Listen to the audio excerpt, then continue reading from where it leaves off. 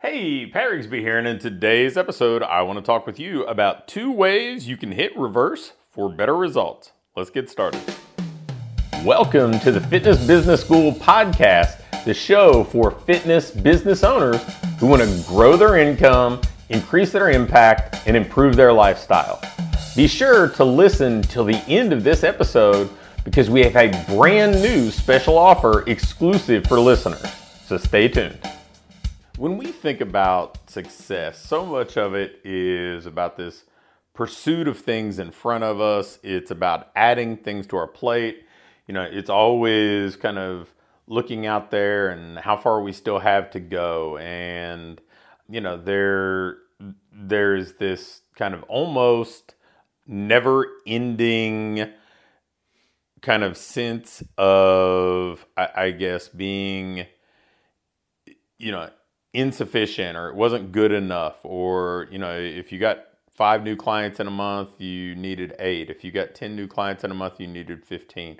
There's always that kind of mentality that I see in at least a pretty significant segment of the entrepreneurial population. There's always that kind of either feeling like what you do isn't enough, or there's always the next thing that you have to go pursue and never really celebrating the moment. And so one of the 2 things that I want to talk with you about hitting reverse for results is what I call, or think of at least, is a reverse bucket list. And, people talk about a bucket list thinking about all the things that they want to do, all the things that they've yet to do that they would like to accomplish.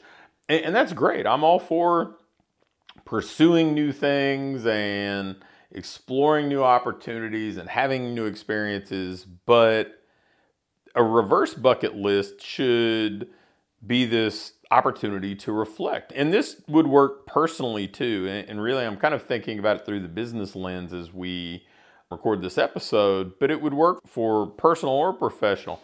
And it's reflecting on the things that you've already accomplished. It's reflecting on the successes you've already enjoyed, the experiences you've had, the milestones you've reached, and being able to look back and say, okay, I've done this. And so, I know, there's a wonderful book by, I believe, Dan Sullivan and maybe Ben Hardy called The Gap and the Gain. And I learned about The Gap and the Gain through Dan Sullivan years ago. And really it's, the gain is how far we have to go, the gap is how far we have to go, the gain is how far we've come. And the reverse bucket list is very much a, this list or compendium of your successes, achievements, accomplishments, experiences along the way. And hopefully you can look back at that and say, okay, I've done these things, so I have evidence that I can accomplish meaningful things going forward. And that should give us confidence, maybe when we're lacking confidence. There are things that you've accomplished that you can look back on in the past and say, how can I kind of dust that off and reuse that maybe with a fresh coat of paint? Or what can I learn from that experience that'll help me succeed in this next endeavor? And then some of it's just being able to reflect positively on the time and resources that you've already invested.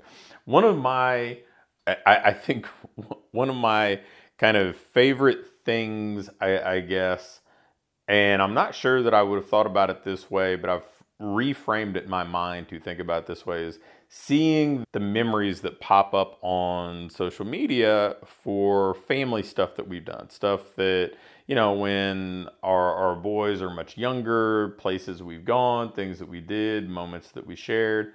And, there's a little bit of nostalgia and certainly a little bit of a sense of wishing you could go back and recognizing how much time flies. But the thing that I think I've reframed for myself is just being able to look back and be so appreciative and grateful of being able to have those experiences.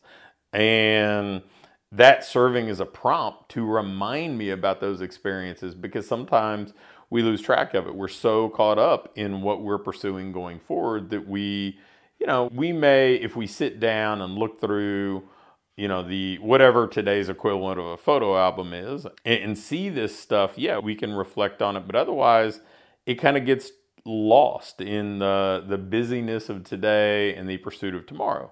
So I would encourage you to look back professionally and, also personally, and really kind of sketch out your reverse bucket list. It'll make you feel better about the things you've accomplished. It will give you confidence going forward. It'll give you ideas for things that you can succeed with. I mean, you'd be amazed at how many conversations I have with business owners who look back and there are things that worked great in the past that they just, for whatever reason, stopped doing. They got bored with, and maybe the market didn't get bored with it, or they did something pre-pandemic and then circumstances changed.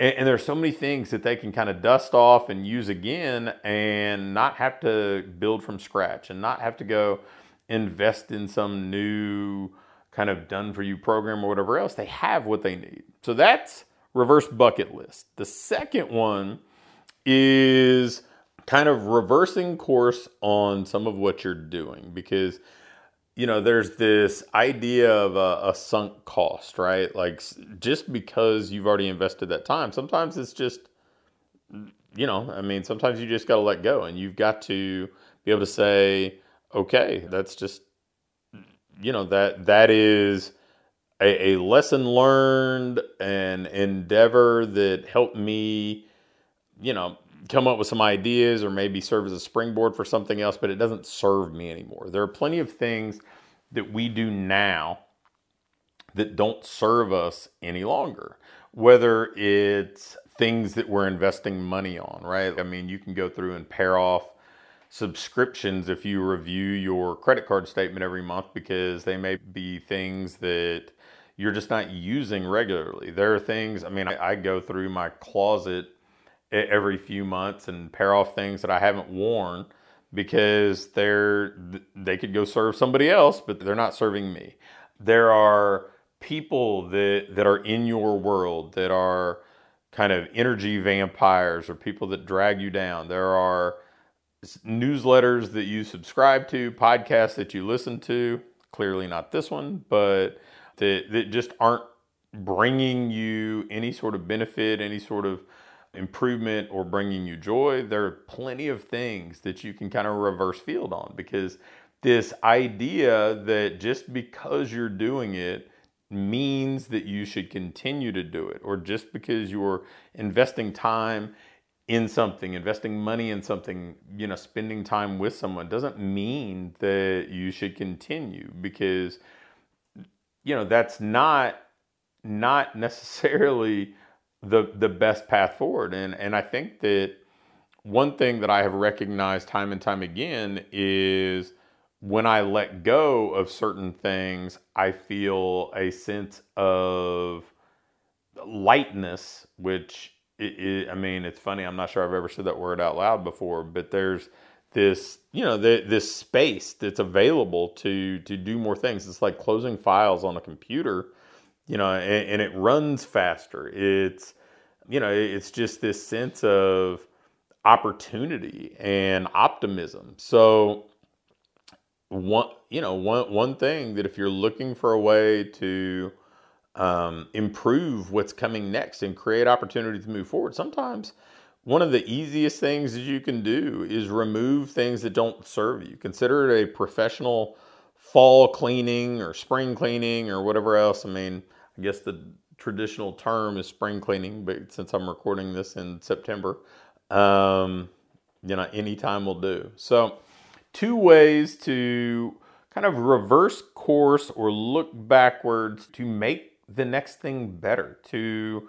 reverse course on things that you're doing, to create more opportunities to improve, to really also enjoy what you've already done. Because as an entrepreneur, as a high achiever, man, that's the last thing that I'll touch on here, is we just aren't very good at enjoying the wins. We either dwell on the losses or are on to the next pursuit for what's next and don't enjoy the moment. So really spending a little bit of time on this reverse bucket list is a great opportunity for you to enjoy how far you've come and give you a greater opportunity and likely greater fulfillment for what's next with how far you're going to go.